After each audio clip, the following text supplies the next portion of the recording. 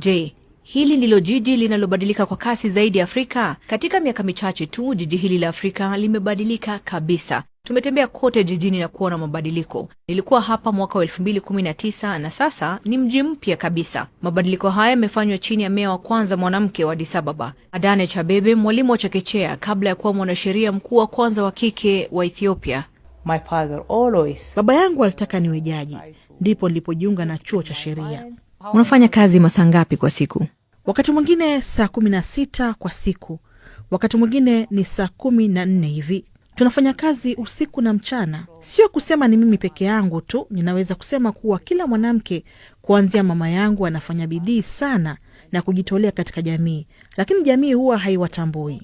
As a female mayor, kama meya wa kike hili nalifahamu vyema kabisa, na wajibu wangu sio tu kuongoza Addis, ili nataka kuwa mfano kwa wasichana wajiunge na siasa na kuingia katika uongozi wa daraja la juu na kuonyesha kuwa wanawake wanaweza kuleta mabadiliko. Addis Ababa sio tu mji mkuu wa Ethiopia, bali pia ni mji mkuu wa kisiasa wa Afrika, ukiwa mwenyeji wa muungano wa Afrika na ni kitovu cha 3 katika masuala ya kidiplomasia duniani. Tunafanya jiji letu liwe la kijani zaidi, la kupendeza, safi na ambalo wakazi wanaweza kuishi vizuri.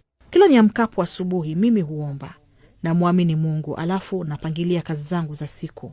Tumepanua barabara, njia za kutembea, njia za kuendesha baiskeli, viwanja vya michezo na bustani za umma. Tumejenga nyumba 418 na sehemu za michezo 5,000, kando na makao 1,000 ya malezi ya watoto wadogo, yote katika muda wa miaka 7. How do you think Addis Ababa? Je, unaona Addis Ababa itakuwaje katika muda wa miaka 5 au 10 ijayo?